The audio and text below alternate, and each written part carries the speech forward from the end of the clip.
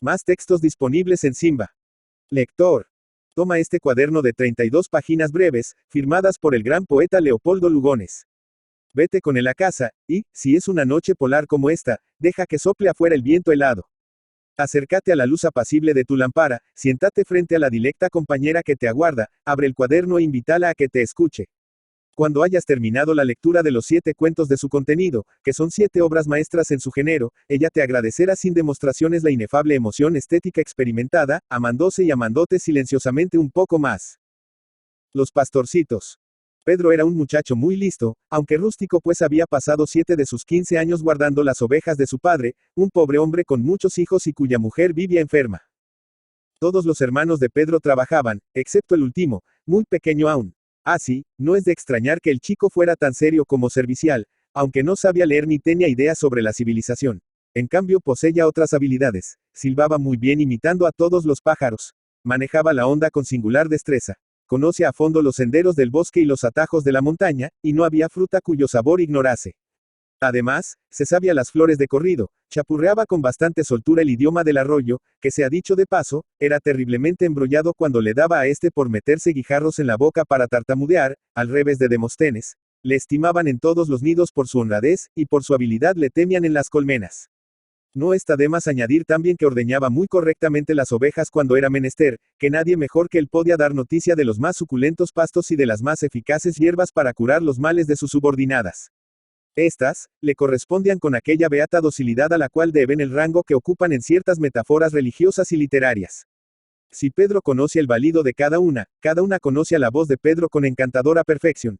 Y era para él una gloria cuando por las tardes regresaban al aprisco, con tener sus veleidades de retozo e independencia, con amonestaciones y silbidos que introducían frecuentemente, porque hubo casos, aunque muy extraordinarios, de rebelión, en que la onda de Pedro debió funcionar para mantener el orden. Cuando nacían los corderos, la alegría del chico llegaba a su colmo.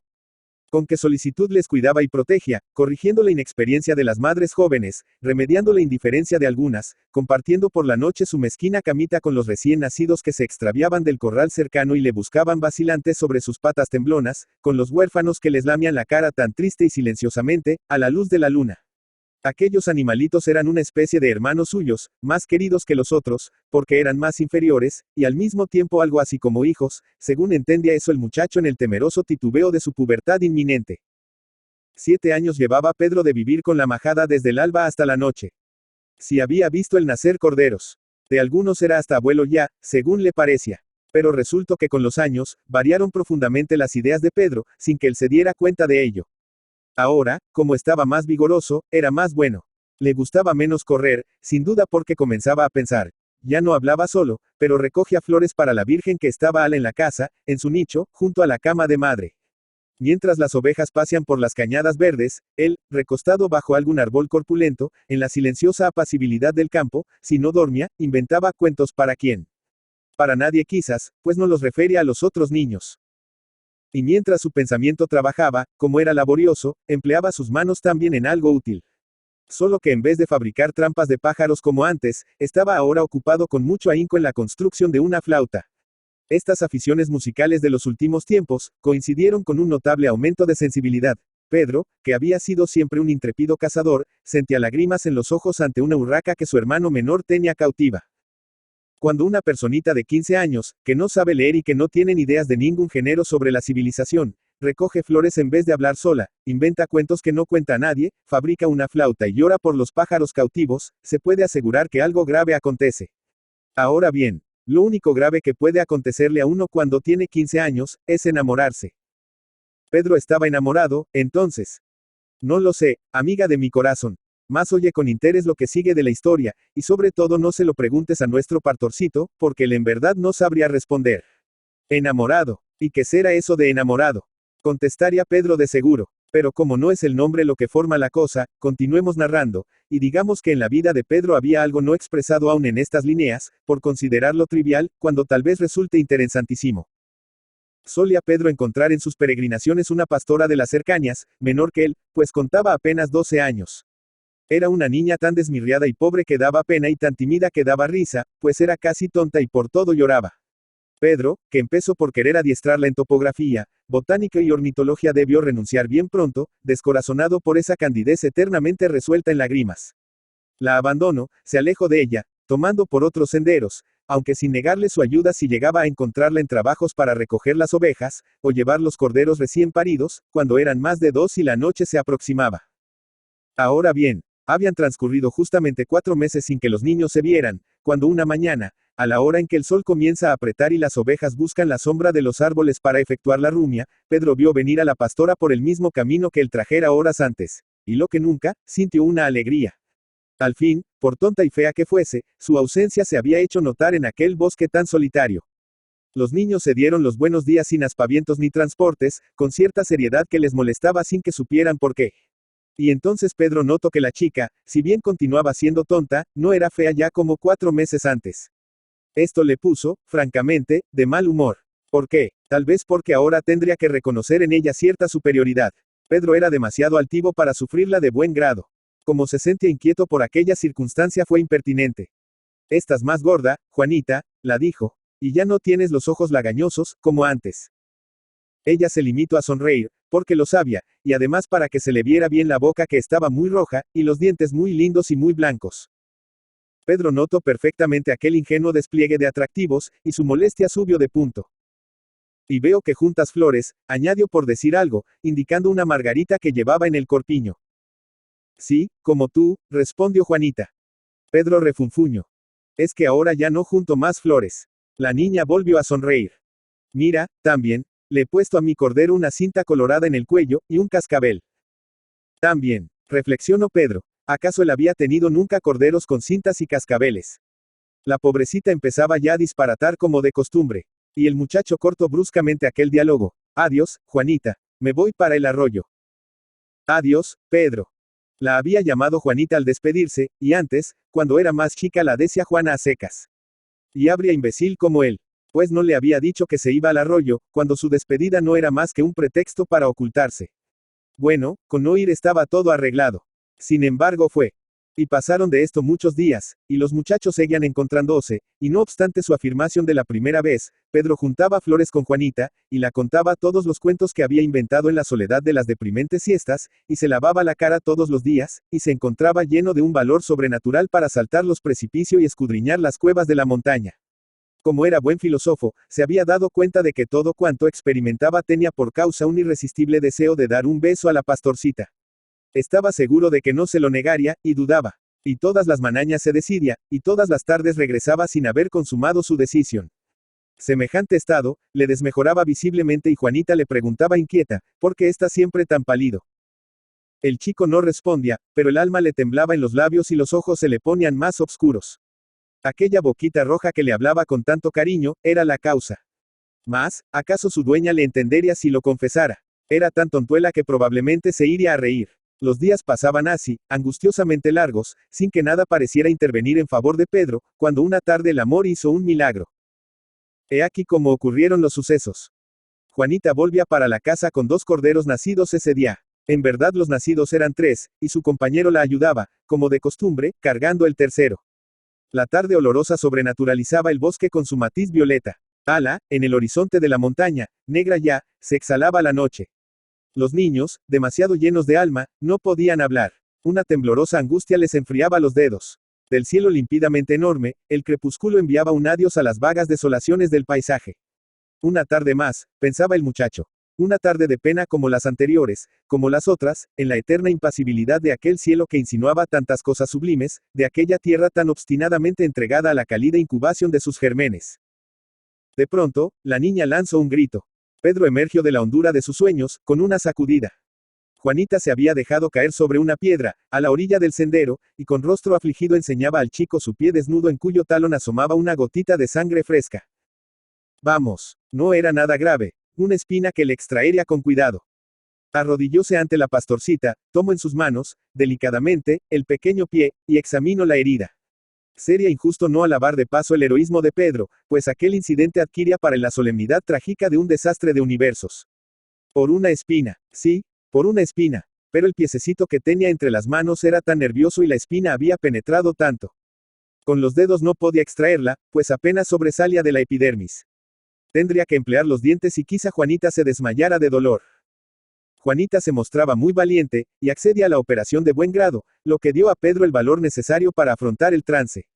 Asió, pues la espina con los dientes, y sintiendo en su propio corazón el dolor, más que Juanita en el pie, seguramente, la atrajo de un tirón con admirable limpieza. Y entonces le llegó a la niña su turno de afligirse. Pedro lanzó a su vez un grito, llevándose las manos a la boca. De sus labios apretados sobresalía la espina que acababa de extraer, clavada allí sin duda, según presumió la inocente Juanita. Vamos, no era nada grave, no había por qué hacer esos visajes tan terroríficos. Ella sabía ahora cómo se hacía en semejantes casos. Y sin vacilar un instante, inflamada por la más expresiva caridad, la boquita rosada se pegó a la boca de Pedro. Cuando volvieron del éxtasis, todas las estrellas del firmamento estaban asomadas, mirándolos. Y en la confusión deliciosa del placer descubierto una idea alarmante les vino. Que se había hecho de la espina. Sin duda alguno de los dos se la había tragado, y les iba a agujerear el estómago después de haberles servido como dulce pretexto. Sencillamente, sin comunicarse su mutua inquietud, aceptaron el sacrificio, pensando que el amor era demasiado bueno para que no resultara dulce el precio de espinas con que tasa sus favores. Y desde entonces, en la comarca, ha sido imposible saber cuál de los dos se había tragado la espina. Una mariposa. No podía dar yo a Alicia tantos detalles de las flores como ella me pedía, pero por fuertes razones. Así lleve la conversación hacia las mariposas. Ella me escuchaba muy atenta, y todos los pormenores de la vida de los insectos despertaban intensamente su atención. Las blancuzcas larvas, ingeniosas tejedoras, las misteriosas crisálidas durmiendo en su sueño de rejuvenecimiento y de sombra, el despertar de las alas al amor del sol, como en un suspiro de luz. Cuando agotados ya mis conocimientos entomológicos, proponía pasar a otro tema, ella, con la adorable impertinencia de sus 13 años, dijo: Hey game usted de eso un cuento. Y yo preferí contarla una historia, en que, por cierto, hay también un amor. Cuando Lila tuvo que partir para un colegio en Francia, conversó con Alberto que era primo suyo. Conversó cosas que debieron ser muchas, porque hablaron 3 horas sin parar, importantes, porque hablaron muy bajito. Y tristes, porque al separarse él tenía los ojos hinchados y ella las naricitas muy rojas y el pañuelo bastante húmedo. A lo menos más húmedo que de costumbre, y no por exceso de heliotropo. La tarde en que partió Lila, se puso muy triste la casa de la abuela, y Alberto dio en pensar, mientras miraba llorar a la pobre vieja, que su traje negro era de luto por su padre y que su madre había muerto cuando él nació. Pasaron así, largos, muchos días de silencio extenuantes. Alberto no hablaba a la abuela porque no sabía qué decirla, y la señora, viendo al chico tan triste, no podía sino llorar más, comprendiendo que semejante tristeza era inconsolable. Porque ella sabía muy bien que los primos eran novios y que por lo tanto tenían que llorar mucho si eran novios de verdad. Fue entonces que Alberto se hizo cazador de mariposas. Aprendió a manejar la red con delicadeza, a clasificar las lindas prisioneras, a colocarlas muy artísticamente en lucidas vitrinas, cada una en su alfiler, con las alas bien tendidas. Aquello le distraía, por más que ciertas veces, sobre todo en la tarde, cuando manchaban el cielo grandes colores desvanecidos y los árboles se vestían de silencio, llorase un poco todavía recordando estas palabras de Lila. Si me olvidas, yo te recordaré de algún modo, tenlo seguro, que no he dejado de quererte. Pero no lloraba mucho en verdad, y cada vez lloraba menos. Poco a poco las mariposas llegaron a preocuparle por completo, y ya no tuvo otro cuidado, que su colección, cada día más brillante y numerosa. La abuela, viéndolo contento, fomentaba aquella silenciosa y honda afición, y nunca tuvo Alberto que lamentar la falta de un alfiler o de una vitrina. Pronto Lila no fue para él sino un recuerdo, aunque la quería mucho, ya no experimentaba ninguna necesidad de llorar. Ahora pensaba, si viera mi colección. Nada más pensaba, verdad es que solo tenía 17 años. Yo también tuve una novia a los 17 años, pero ella murió en mí entre una noche y una aurora. Así están hechas las cosas, para que haya en el mundo cosas tristes y nada más. Quedamos, pues, en que Alberto no lloraba ya por Lila. Además, sucedió algo que vino a interesarle sobremanera. Una tarde paseaba con su red abierta bajo los tilos del jardín. El sol, como un cáliz volcado cuyo vino ardiente se derramaba en olas sangrientas sobre una tremenda pompa sacrilega, bajaba entre nubes gloriosas. Había silencio bajo los árboles. De repente, sobre una mata de juncos, Alberto percibió una mariposa de especie desconocida. Era blanca, pero tenía sobre las alas 2 manchas azules como 2 violetas. No recordaba el haber visto otra igual ni en las colecciones ni en los libros técnicos. Era verdaderamente una maravilla, un ejemplar completamente nuevo, y es de suponer que desearía poseerlo. Entregóse a la cacería con pasión. Pero aquella mariposa era terriblemente sagaz y siempre se colocaba fuera del alcance de la red, aunque no huía definitivamente de su vista. Y así se pasó la tarde, y vino la noche, y Alberto se acostó muy contrariado, y soñó hasta el amanecer con una mariposa blanca que tenía 2 manchas azules en las alas.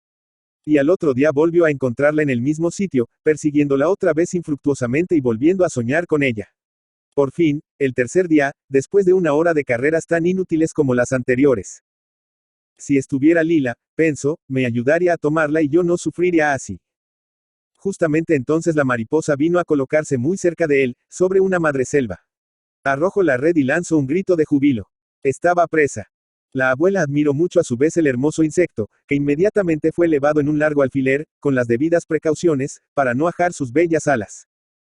Pero, cosa extraña, al otro día la mariposa amaneció viva, siempre palpitando dolorosamente, sin que los más poderosos tóxicos lograran matarla. Y sucedió que, como agitaba tanto las alas, estas fueron perdiendo sus lindas escamillas, y a los 6 días justos que tanto duró el martirio de la pobre. Las alas eran solo 2 armazones descoloridos. Entonces intercedió la abuela, y Alberto, que ya no tenía ningún interés en conservar aquel modesto animalucho, tan empeñado en no morirse, consintió en desclavarlo del alfiler y en dejarlo libre de irse donde quisiese. Y la mariposa, aunque algo trabajosamente, desapareció poco después en el viento. ¿Y Lila? Preguntó Alicia con interés. La historia de Lila es muy corta y muy triste. Al poco tiempo de entrar en el colegio, donde pronto se hizo notar por su docilidad y su tristeza, enfermo de melancolía. Nadie lo advirtió porque ella no se quejaba jamás. Únicamente había palidecido mucho, y después de estudiar lloraba. Parece que por la noche tenía sueños porque su compañera de habitación la oyó decir una vez al acostarse. Cuando aquí es de noche en mi país es de día. Mientras duermo, sueño que estoy allí y eso me consuela. Su palidez no inquietó, porque con el cambio de clima y la separación de los suyos, era natural que estuviese un poco mala, y su silencio fue atribuido al desconocimiento casi completo que tenía de la lengua de Francia. Además, como el silencio es una virtud en los colegios de señoritas internas, eso le valió muy buenas clasificaciones de conducta. Y así vivió Lila 10 meses, hasta que una mañana la encontraron muerta en su camita blanca, advirtiendo que había muerto no por lo pálida y silenciosa que estaba, sino porque la cubría un frío muy grande, como si estuviera envuelta en luz de luna. El médico no supo ciertamente descubrir su enfermedad, aunque la examinó muy detenidamente, encontrando apenas en el pecho y en la espalda de la niña muerta 2 minúsculas picaduras rojas. Nada más se pudo averiguar y sobre su tumba pusieron lirios. El balcón donde yo acababa de referir a Alicia la historia, había sido ya invadido por la noche. Sobre nuestras cabezas brillaban, solemnizando la paz grave de la sombra, los 7 mundos de Orión. El viento pasó diciendo algo que no era evidentemente para nosotros. Bruscamente comprendí que acababa de despertar un alma. ¿Con qué derecho? No sabía perfectamente que la virginidad es nieve, nieve en lágrimas. Y buscaba sin resultado un epílogo vulgar que absorbiera la emoción de mi historia, cuando allí, muy cerca, Alicia, ya invisible, borrada por la noche, y Alberto. Dijo. Una esperanza consoladora brilló en mi espíritu. Alberto. Alberto sí, ¿qué hizo después? Las estrellas impasibles, miraban. Alberto continuó viviendo con la abuela, muy contento, aunque lamentando que su colección hubiera perdido una mariposa. Una mariposa. Un buen queso. No, no, el amor es bueno y nunca desampara a sus pacientes. Oye mi dulce amiga la historia de Inés y Florencio, para que te convenzas de tan importante verdad. Inés y Florencio, ambos nacidos y criados en la opulenta finca donde servían, eran 2 gallardos muchachos que se adoraban desde la niñez. Hasta aquí todo va bien, y aún ha de parecerte mejor si te digo que los chicos se besaban como unos glotones cuantas veces podían, con el incentivo de esas brisas campestres que en la primavera hacen estremecer tan profundamente a los bosques venerables. Cuanto podían se besaban, y hacían muy bien, a despecho de tu aspaviento convencional. Cuanto podían, porque, ay, no siempre les era dado. La señora, una viuda ya entrada en años, era muy beata y se escandalizaba al solo nombre del amor, como no fuera este el divino. No obstante, sus amigas afirmaban que en su devoción a San Antonio, por ejemplo, no todo era desinterés celestial, llegando uno de sus primos, viejo entre Santurrón y Calavera, a afirmar que Santa Rita compartía aquella predilección. Lo cierto es que había sido devota del buen santo hallador de novios, desde su más tierna juventud, y tanto, que se rezaba de memoria la novena y los 13 martes. La señora quería mucho a Inés, pero desconfiaba de Florencio, habiendo opinado ya varias veces que creía llegado el momento de buscarle empleo en la ciudad. Como abominaba Inés en esos momentos la palidez que la cubría. Para ella eran las preferencias y hasta los mimos compatibles con la rigidez aristocrática de la dama. Pero ¿a qué precio? Precisamente por esto, apenas podía hablar con su novio. Cuando no trabajaba con la vieja ama de llaves, doña Catalina, una flacucha de rigidez gendarmeril, bordaba junto a la señora en el costurero cuya suntuosidad tenía algo de bazar, mientras aquella, en compañía de una hermana solterona que la acompañaba, consumía las horas descifrando charadas y fugas de vocales. Esto formaba su mania y su vanidad. El resto del día lo consagraba a la oración. Solo en la mesa tenían algún esparcimiento los muchachos. Después de servir Inés a las señoras, almorzaban con doña Catalina en un recogimiento casi terrorífico, pero a veces llamaban de adentro, generalmente para averiguar alguna fecha, y el ama acudía. Besos furtivos, caricias miedosas, dramitas en 2 pellizcos. Era el momento de entregarse las cartas en letra menudísima y sin apartes, el minuto suspirado de decirse tantas cosas y no acertar más que a estrecharse las manos, fugacidad deliciosa que les alegraba un día entero como una exhalación de perfume.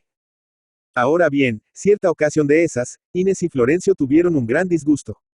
Aquella negó rotundamente a este un rulo que la pedía, y hasta le reprochó que hubiese mezclado aturdidamente el día anterior la leche de los quesos. Lo primero fue una coquetería y lo segundo merece una explicación. Inés hacía unos quesos riquísimos que la señora prefería, motivando esto 1000 querellas como la mencionada. Eran de comerse frescos, pero tenían un término de 30 horas que la chica respetaba con veneración. Y por esto aquel reproche asumió caracteres muy serios para Florencio. 3 días después, como la coqueta no cediera, la escribió que se iba a envenenar. Y ella, alarmada al verle tan triste y para evitar que lo hiciera durante el almuerzo, le respondió con amoroso sobresalto. Mi rico, no fue usted ya se ha adorado bien de mi alma, hoy en la mesa te der si acaso llaman, y con esto recibe muchos besos de Inés. Hizo con el papelito una cedulilla bien apretada y la guardó en el corpiño a la espera de una oportunidad. Fabricaba hacía rato uno de sus quesos en la lechería, dando el último amancijo a la cuajada, cuando sintió pasos. Los de él, con la cedulilla en la mano, aguardo palpitante, pero en vez del amado noviecito, apareció doña Catalina en persona. La cedulilla rodó por entre los dedos de Inés sobre la pasta, que sus manos oprimieron con instintiva precipitación. Por fortuna no la había visto, y en cuanto se fuera. Pero en vano retardó su obra. La vieja no se movió de allí, y como empezara a regañar por la tardanza, el queso entró en el molde y pasó a la despensa, sin que la infeliz hubiera podido retirar de sus entrañas el secreto de su amor. ¡Qué 2 días aquellos! Con qué ansiedad tentó una y 1000 veces la puerta de aquella nefasta despensa en procura de una remota casualidad. Cuántos ingeniosos hurtos concibió, cuántas promesas hizo a los santos. Pero doña Catalina no candaba nunca en falso, y los santos suelen ser tan ocupados. Por fin una noche, mientras servían a la mesa, la catástrofe se produjo. El ama trajo, con cierta prosopopeya de mal augurio, un nuevo queso que la señora se dispuso a cortar. Era esto un capricho de golosa, harto honorífico para Inés, bien se comprende. Un buen queso sería ese. No, no era, porque parecía más viejo. Pero sí debía de ser, porque tenía una depresión en el borde. El cuchillo entró lentamente. Entró. Desprendióse la tajada. ¡Qué satisfacción! No era. Pero al cortar el segundo bocado, la señora notó algo duro en la pasta, escarbó un poco, y el papel maldito apareció. Tan insólito era aquello, que produjo un solemne silencio. La señora, con una calma fría, más terrible que las amenazas de los profetas, desdoblaba lentamente la cedulilla. Y en ese momento la chica, desde el fondo de su anonadamiento, balbuceó al azar, con una voz en que desfallecían sollozos. Se me cayó del seno. El papel acabó de desenvolverse. Y 50 veces oportuno, Thyrotrix fiiformis, y otras tantas sublime, Bacterium lacti, Bacillus butyricus, y cuantos suculentos microbios, acedan, sazonan y maduran esas maravillas del arte caseoso, los ácidos de la fermentación habían decolorado la anilina, y solo aparecían vagamente, en un matiz rojizo, palabras sueltas, sin ningún significado al parecer. Adorado bien de mi alma. En la mesa, S.K. Llama, con story. EOCS. Las cejas de la señora se fruncieron ante tan profanas palabras. Pero qué cambio es ese en sus facciones. Porque mira ahora a Inés con enternecida benevolencia. Es que acaba de dar con el secreto del involuntario criptogamo y comprende lo temerario de su sospecha. En efecto, no correspondían exactamente esas palabras a la oración del 9º martes de San Antonio. Mi divino Jesús, único y adorado bien de mi alma, que en la mesa eucarística os llamáis, con justo derecho, el pan de los fuertes.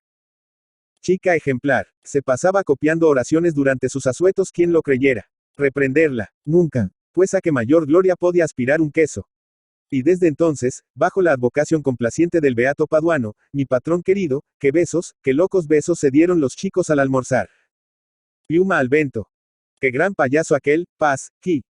Cuando concluyan los saltos mortales de doble tumbo por sobre una fila de 12 caballos y 3 hombres encimados, en un silencio casi solemne de la orquesta. Cuando remataba sus proezas de fuerza, haciendo un piquete de la barra con su brazo rígido, para bajar, girando en espiral sobre este único apoyo, hasta dar sentado en el piso. Cuando terminaban los vuelos vertiginosos de los trapecios y las serenatas grotescas, rasgueadas con un pie tras de la nuca, venía la suerte clásica. El colega Arlequín soplaba hacia el techo, por medio de una cerbatana, una pluma de pavo real. La pluma surgía veloz, como un cohete, llegaba al techo casi. Luego, describiendo una lenta curva, calla titubeando, y el payaso la recibía en la punta de su nariz. Cambiaba sus posturas, se descoyuntaba en todas las formas, sosteniéndola siempre. Simulaba la cacería de un ratón por toda la pista, manteniendo el sutil equilibrio. Llegaba hasta ponerse de espaldas y erguirse otra vez, sin perderlo, mientras los violines susurraban un airecillo tiroles. Y la infalible de su acierto sorprendía. Ni los juegos secuestres que la húngara de lozanas piernas ejecutaba, ni los equilibristas japoneses, ni los excéntricos yanquis, ni el ciclista francés con sus paradójicas geometrías, ni el parque zoológico con sus curiosidades, entusiasmaban tanto al público como aquella suerte de la pluma. Había de veras algo artístico en el juego fino y elegante de aquel payaso, que vestía todo de blanco como el Gilles, de Watteau. Una especie de flexible esgrima, en complicación de curvas silenciosas como los trazos de un blando lápiz, cierta vaga angustia en aquella destreza obligada a luchar con el aire, como con un duende invisible, y hasta cierto incentivo de azar en la indecisa levedad de esa pluma. ¿Te acuerdas, Gabriela? El payaso estaba enamorado, sin embargo. Y sin embargo, es un mérito que le agrego, pues bien se sabe cuánto rompen el equilibrio las palpitaciones de corazón. Estaba enamorado de una muchacha rubia que una noche le tiró flores a la pista. Sola en su palco, afrontó sin desconcertarse el murmullo de asombro canallesco que semejante arte produjo. Y el payaso, admirado de aquel heroísmo que le llenó el pecho con un calor de buen vino, la adoró. Nunca había amado en serio, absorto desde chico por la preocupación de su arte, distrayendo apenas tal cual noche en parrandas de camaradería, cuya torpeza no incitaba a reincidir.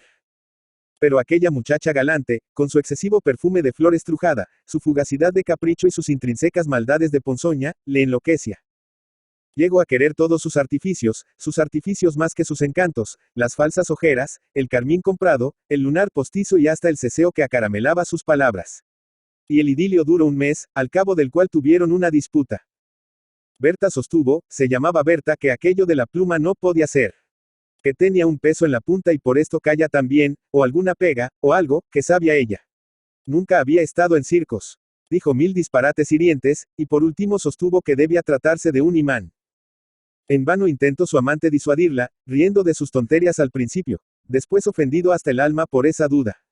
3 años de trabajo obscuro le había costado aquello, de cólera, de desazones, de torturados abandonos, aquella futilidad que hacía reír. Y ella tan luego, no creía. Por último Berta propuso que la próxima vez, acabado el juego, le diese la pluma para verla bien, pues que quería. No se alcanzaba a convencer. Pero ala, en el circo mismo y si la pluma no tenía nada, vería cómo erraba el golpe. El despechado artista aceptó. 2 días después llegó el momento. Berta resplandecía en su palco. Pasaron los malabaristas, los yanquis, el trapecio, la barra, los saltos, los perros sabios que aquella noche estrenaban una nueva habilidad, concertando y llevando a cabo un duelo por los amores de una doncella. Paso, la húngara en su caballo negro, paso la familia Bill con sus palomas amaestradas. Hubo un silencio, un ondulante cuchilleo, y el director de la compañía avanzó hasta la mitad del circo. Respetable público, por una indisposición repentina del payaso, Pasqui, se suspende la suerte de la pluma. Y como en previsión del murmurado descontento, apareció, en su azulino traje de marquesita Luis XV, MLLE. Olivia la bailarina. Los diarios de la mañana siguiente anunciaron que, Pasqui, se había suicidado, ignorándose las causas de su fatal resolución. Y hasta escribieron necrológicas, muy filosóficas por cierto. La pluma, que yo vi, no tenía artificio alguno. La tortilla de Juanito. Cuento, no sé ninguno de amor. Pero te narraré una historia que podría ser un cuento, aun cuando estos salen más entretenidos, bien lo veo, pues tienen en su favor el encanto de la mentira. No más que por verte hacer otra vez ese pucherito de guindas almibaradas, dijera yo 1000 perrerias de la verdad, pero tu mohín, pongámoslo en estilo reporticio, es injustificado. Por tu sexo y tus primaveras que cabrían, bien contadas, en un soneto con estrambote. Por tu sexo, tus primaveras y la delicada gracia de tu rostro en que anticipan sus palideces románticos insomnios. Por tu sexo, tus primaveras, tu graciosa fácil esbeltez de tu busto, que semeja un fino ramillete, sin mencionar tus lindas manos, ni elogiar tus lindos pies que la falda avara cubrirá bien pronto, por todo eso, María Eugenia, eres una obra de arte y en consecuencia esencialmente artificial. Como Estela, como Eulalia, como Hortensia, como todas tus hermanas en juventud y en hermosura, has nacido para la mentira, la divina mentira de belleza que todos cultivamos en nuestro huertecillo interior. No te impacientes si me encuentras filósofo, pues mi filosofía es amable y justifica todos los artificios del tocador, condenando solamente sus excesos, por antiestéticos, pues digan lo que quieran los moralistas, las mujeres pintadas son adorables. Demasiado fe es la realidad para empeñarse tanto en poseerla, y por eso ha de predominar siempre, sobre toda razón, la coquetería con sus agridulces falacias, manifiestas de igual modo en tus afeites y en las margaritas con que Rosa, la novia de Juanito, se refregaba las mejillas. Pero ahora recuerdo que aún no sabes quiénes son Rosa y Juanito. Rosa es la chiquilla más avispada del lugar y tiene 12 años, Juanito es el chico más callado de la población y tiene 14. Va para 3 que la madre de Rosa murió, y su padre se llama Manuelote el Carretero, un jastial a quien suponen malo porque es terriblemente forzudo, aunque debe de ser bueno porque Rosa tiene calzones bordados y canta a gritos en su casa. Es fácil verlo primero cuando ella pone a secar la ropa sobre el cerco de ramas, y oírlo segundo cuando lava en el traspatio. Juanito, que es huérfano, vive con su tía la señora Agüeda, solterona a quien tachan de cicatera porque tiene una nariz de uso y se ha vuelto un poco beata. Pero que no debe de serlo, pues recogió al chico y le cría por su cuenta, no contando para vivir sino con sus gallinas. Las gallinas de la señora Agüeda son célebres en los alrededores, tanto por la diversidad de sus razas cuanto por la calidad de sus huevos, que Juanito lleva todos los sábados al mercado de la ciudad. Esto constituye lo más pesado de su tarea, limitada, por lo demás, a la recolección diaria del suculento producto. Efectivamente, todos los días, a eso de las 11, cuando el bochorno empieza a difundir modorras de estio, y suenan en todas direcciones, como broncas matracas, los cacareos denunciadores, Juanito sale con su cesto y se interna en el bosquecillo inmediato, pues las gallinas, completamente libres, anidan en los matorrales. Algunas se alejan mucho, siendo necesario vigilarlas para que no vayan a quedarse por ahí clucas y se las coman los zorros. Ah, sí, la señora Agüeda suele no extrañar las demoras de Juanito, pero en los últimos tiempos estas son tan prolongadas, que ha debido regañarle. Además, volvió al otro día con el asa del canasto rota, y aunque le ha puesto un cordel en reemplazo, no es lo mismo, pues aquel se balancea demasiado. Juanito soporta en silencio las amonestaciones de su tía y vuelve a demorarse. Empero, la producción de huevos no disminuye, y él, fortalecido por esto, sostiene que como no va a tardar, si el pasto ha disminuido mucho con el picoteo, y las gallinas, buscándolo más lejos, se han vuelto muy calaveras ahora. El bosquecillo en cuestión llega hasta la falda de una loma donde Rosa suele pastorear su majada, pues Manuelote es rico y tiene cabras, y 2 carretas con 3 yuntas de bueyes, y 3 caballos. Fueran inútiles los rodeos, hubiéndoseme, ya escapado que Rosa es novia de Juanito. Y entre chicos campesinos, es decir un poco bobos, y pobres, es decir antipáticos, no cabe noviazgo sin amor. Eso queda para tus amiguitas, que sueñan con los honorables cuarentones del comercio y de la industria, y para ti cuando pienses en nodos. El amor hacia la tremenda, con lágrimas y sin encajes, es una grosería de palurdos y de pobretes, que pondría en ridículo a una señorita bien. Pero como Juanito y Rosa eran 2 salvajillos, se adoraban. Ahora bien, Manuelote había sospechado algo de esto, advertido por el colorete de las margaritas, y por ciertos indicios más serios, como ser el quedarse Rosa durante grandes ratos con la aguja a media puntada, y el cambiarse varias veces al día, pasando del azul al rosa y del rosa al azul, la cinta de sus cabellos. Verdad es que a Juanito le pasaba lo mismo, pues se arañaba rabiosamente con el peine, no queriendo andar ya sino de pantalón blanco muy bien planchado. Manuelote interrogó un día a su hija, más despertó tal indignación en ella, y tan copiosas lágrimas, que vaciló. Pero que creía de ella, por Dios, porque mujer la tomaba. Malos, malos, todos eran malos con ella. Él también, aunque fuera su padre. No la quería nada, nada, nadita. La cosa pasó, no sin cierto asombro de Manuelote ante lo intempestivo de aquella crisis, e hicieron las paces con muchas caricias, tan exageradas por parte de Rosa, que casi se lo comió a besos. 3 días después, Manuelote buscaba por la falda de la loma que conocemos el rastro de uno de sus bueyes, cuando sintió el murmullo de un diálogo. Era, no cabía duda, la voz de Rosa. Y así por ver con quién hablaba, como por bromear, sorprendiéndola, se deslizó hasta un tronco inmediato al sitio. Rosa, monísima con sus mejillas pintadas, los ojos bajos, visible la palpitación de su pecho en el escotito de su corpiño demasiado infantil, estaba sentada sobre la afrontuosidad de una peña, y hacía con el ruedo de su delantal un rollito muy apretado. Juanito, de pie ante ella, empinado el sombrero, cruzadas las manos a la espalda, balanceaba el canasto lleno de huevos, ya golpeándose con él las pantorrillas.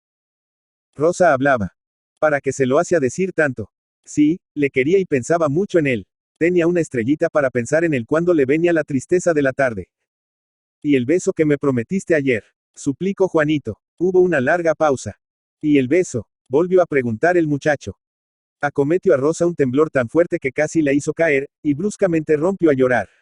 Juanito giró una mirada afligida, visiblemente turbado ante aquella situación en la cual nada se le ocurría. La chica sollozó. Sí te prometí, Juanito, pero, no puedo. Y entonces apareció Manuelote. Tan petrificados se quedaron, que Rosa cesó de llorar, con las manos crispadas a la altura del rostro y corriéndole entre los dedos lágrimas rosas, pues el carmín floral se le desteñía. En cuanto a Juanito, dejó caer el cesto sin notarlo y permaneció en su sitio, temblándole ligeramente los labios pálidos. Manuelote avanzó furibundo. Fuera de ahí esa mocosa. Y encarándose con Juanito. Ah, bribón, ¿con qué eras tú? No. Vas a ver ahora. Amagó un bofetón que indudablemente no pensaba dar. El chico intentó retroceder, tropezó y cayó sentado sobre el canasto. Un ay de Rosa desvió las furias paternales. A casa, he dicho. Echó ella a correr, y el monstruo la siguió con enormes trancos. Apenas desaparecieron, Juanito brincó presuroso, y olvidando el maltrecho cesto se internó por los matorrales, hacia lo más intrincado, no volviera aquel bárbaro, y le rompiera 2 costillas. Cuando se consideró seguro, empezó a caminar lentamente, cavilando sobre su situación, y hasta creo, Dios me perdone, que maldijo su amor en un arranque de despecho. Pero el buen amor velaba por él, como vas a verlo. Entretanto, Manuelote había conferenciado con la señora Agüeda, refiriéndole el suceso. Ella, es claro, se horrorizó con toda la sencillez de su virginidad resignada. Pero, compasiva al fin, no pudo menos de preguntar. Y le pegó fuerte, Manuel. ¿Le pegó? Diga. No, que le iba a pegar. Eso quedaba para ella. Cada cual arreglaba a sus muchachos. La señora Agüeda se dispuso a ser terrible. Eligió entre varios lazos, sin decidirse por ninguno, a decir verdad. Pero arrebatada de indignación cuanto viera al culpable, improvisaría con cualquiera un latigo. El momento crítico llegó, Juanito venía lentamente, sollozando, pues como infiriera por la cura de su tía que algo grave iba a pasar, simuló un copioso llanto. La señora Agüeda no se conmovió. Puesta en jarras frente a la puerta, fruncido el ceño, pálida, casi blanca la punta de su larga nariz, esperó que el reo pasara. Y como notase que había perdido el canasto, si indignación aumentó. Ahora sí que le escarmentaría de veras. Todo esto mientras Juanito llegaba. Pero cuando pasó por detrás, notando en qué estado venían sus pantalones blancos. Toda su ira rebotó sobre Manuelote. El bruto, qué manera de castigar al pobre chico. Y quería más azotes aún. Como seria la paliza que le dio cuando. Así fue como el buen amor salvó a Juanito de una soba. Las manzanas verdes. Entre las casas de Naira y de Braulio, había un manzano. Pero este manzano pertenecía verdaderamente a la casa de Naira.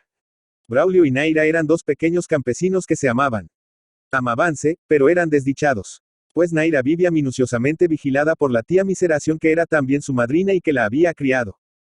No abandonada aún con la timidez la sumaria correspondencia de los suspiros, sorprendiólos la tía una tarde, muy arrobados y colorados, al pie del árbol solariego. Tan tembloroso él en la turbación de su dicha, que las piernas se le volvieron longanizas y no pudo moverse, sintiéndose horriblemente descubierto e idiota. Anonadada ella por emoción tan tumultuosa, que solo supo arderse más en rubor como una brasa soplada, y bajar mucho la cabeza, y denunciarse más con las 2 lágrimas clarísimas y grandes en que desbordaron sus párpados presurosos. Y para colmo, al airado, ¿qué haces aquí? De la tía, su confusión había le impuesto la necedad de responder. Buscaba manzanas. Manzanas en febrero, cuando no son todavía más que bolitas verdes de insoportable acritud. Todo lo cual fue empeorado aún por el aturullado Braulio, que añadió con la falsedad más visible de este mundo. Buscábamos manzanas. La tía adoraba a Naira, pero tenía, respecto al decoro, escrúpulos tiránicos, y hasta cierto inconsciente escándalo de solterona, quizás inconsciente por cierto, pues gozaba de una inmensa bondad, ante el esplendor de aquella primavera. Ah sí, no pudo menos, mientras endilgaba por un brazo a la chica en autoritario rumbo de hogar defendido, no pudo menos de volverse hacia Braulio, diciéndole con la indignación irónica que merecía su falsedad. Manzanas, atrevido. Están verdes. Los chicos, a decir verdad, no se habían dicho una palabra, y hasta ignoraban el secreto de su encanto. Los 14 años de él y los 12 de ella, eran demasiado ignorantes para definirlo. Pero, despedido Braulio inexorablemente de la casa de Naira, el dolor habló en él y muy luego comprendió que estaba enamorado. El ridículo incidente del manzano, había acabado, no obstante, un abismo para el chico. Aun hallando sola a Naira, jamás hubiese osado declararle su amor. Entonces, después de bien padecer, como es justo, decidió emplear el lenguaje de los símbolos, caro a los amantes, ideando una estratagema. La estación fue mala. El manzano perdió casi toda su fruta antes de que llegara a pintar. Verdad es que algo insólito concurre a agravar las naturales plagas, pues durante varias noches la tía creyó oír ruidos en el árbol, quizá alguna comadreja. Pero andaba mal de salud para levantarse, y Naira tenía miedo. Así llegó mayo, precozmente frío para peor. La pobre tía Miseración tosía mucho, pero, enternecida por la enfermedad, mimaba como nunca a Naira cuyo perdón era ya completo. Naira se había puesto endiabladamente bonita, la cual aumentaba, como es natural, el dolor de Braulio, que seguía sin poder hablarla. Su furtiva comunicación tuvo que limitarse a señalarle 2 o 3 veces el manzano. Una siesta, la tía, que decididamente enfermaba, cosía disfrutando del solcito ya invernal, al pie del árbol, cuando Naira notó de pronto que se había dormido. Sueño profundo, sin duda, en la tibia apacibilidad de la huerta. Naira decidió, entonces subir al manzano. Por más que escudriñara desde abajo la copa, no podía discernir hasta entonces el ademán de Braulio. Unas cuantas trepadas, llevaronla con ágil suavidad de ardilla hasta los altos gajos. Ala, entre las hojas, quedaban solamente 5 manzanas. Exigua cosecha que hizo, sin embargo, desfallecer dulcemente su alma, pues sobre el carmín de 4 de ellas resaltaban en verde tierno otros tantos corazones atravesados por la flecha inmortal. Pero cuando su mano se extendía hacia la quinta fruta, sintió un vértigo de pronto. Sobre el caballete de la pared medianil que los gajos del árbol cobijaban, apareció la cabeza de Braulio. Una mirada le reveló todo, y heroico, rojo, deliciosa y terriblemente audaz para el corazoncillo de Naira, el imprudente comenzó a subir. Inútiles fueron los ademanes desesperados con que la chica procuró contenerle. El caso es que, no pudiendo ya descender hubo de esperarle, muda, en esa deliciosa alarma que la mujer goza como una embriaguez suprema bajo el imperio de la intriga y la fatalidad. Candentes de intimidad, breves palabras explicaron todo. De esas palabras cuyo anhelo sienten soplos que anticipan besos, muy junto a ella la orejita muy roja.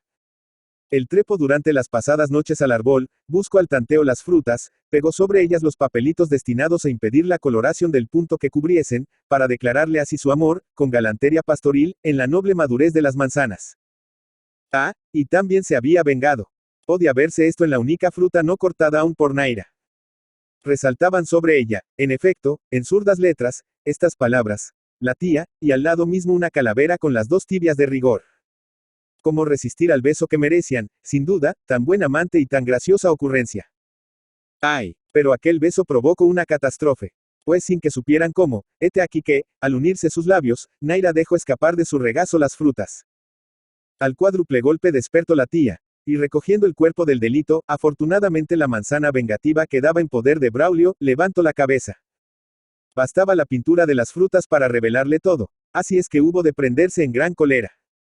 Pero la actitud de los chicos era tan cómica, estaban verdaderamente tan necios y tan lindos, que la tía se echó a reír, diciendo: Vamos, Braulio, vamos.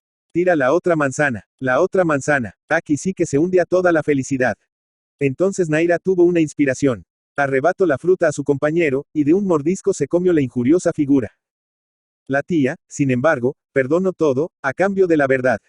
Y desde entonces los chicos, pronto consumadas las bienhechoras frutas, solo tuvieron que apresurarse a madurar sus adolescencias como sendas manzanas, para ir lo más pronto posible, bajo la tierna honestidad de la tía Miseración, mística policía de esa angelical embriaguez, a renovar la cosecha en el paraíso. Flores de durazno.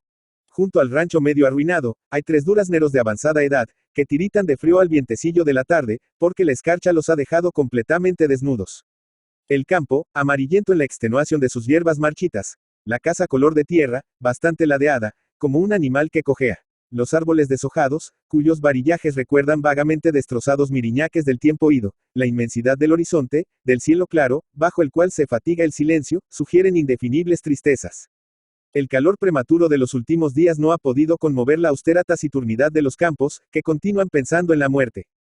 Y como apenas una cosa se pone triste, adquiere algo de humano, aquel paisaje cobra aspecto de viudez y los bueyes flacos que por él cruzan, tienen paso de personas.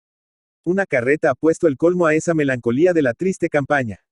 Cruzo, rechinando nostalgias, dando barquinazos, parecía reumática. Rudamente, quejábase la madera, achacaba torturas a la azuela indocta. Entre los rayos de las ruedas enormes había pedazos de cielo. Y cuando el vehículo pasó, sus anchos surcos dejaron en la llanura una interminable paralela, que semejaba la persecución infinita de un pensamiento geométrico.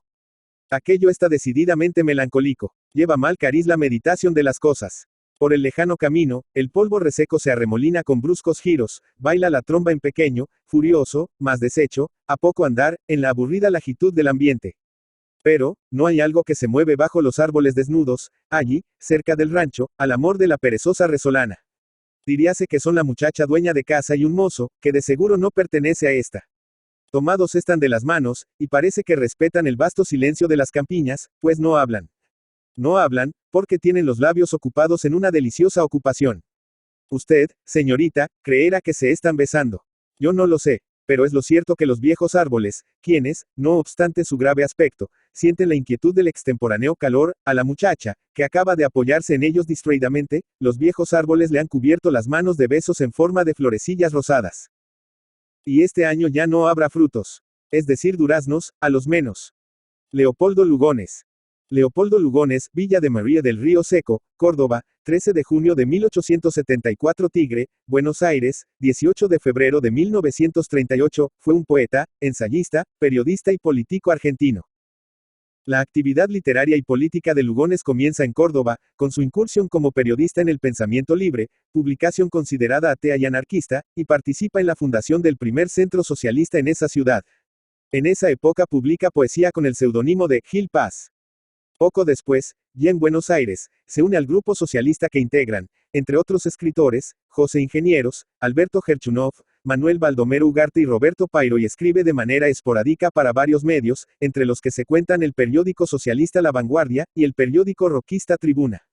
En Buenos Aires, generó constante polémica no tanto por su obra literaria sino por su protagonismo político, que sufrió fuertes virajes ideológicos a lo largo de su vida, pasando por el socialismo, el liberalismo, el conservadurismo y el fascismo. En esta época conoce a Rubén Darío, quien tendría importante influencia en su obra y cuyo prestigio le facilitaría el ingreso al diario La Nación. En 1897 Lugones publica su primer libro, Las Montañas del Oro, de estilo inspirado en el simbolismo francés. Algunos capítulos de este libro habían sido publicados en una revista dirigida por Paul Broussard llamada La Biblioteca. En 1898 se adhirió a la Sociedad Teosófica, en la llamada Ramaluz, sección de la que 2 años más tarde es elegido secretario general. Su interés por el ocultismo y la teosofía comenzó desde muy joven, cuando aún vivía en Córdoba.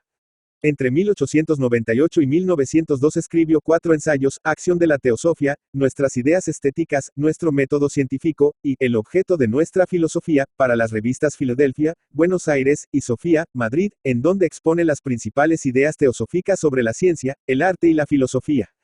Además, es posible encontrar la influencia de la teosofía en varias de sus obras, como en El Payador, 1913, 1916, Prometeo, Un proscripto del sol, 1910, o Elogio de Ameguino, 1915.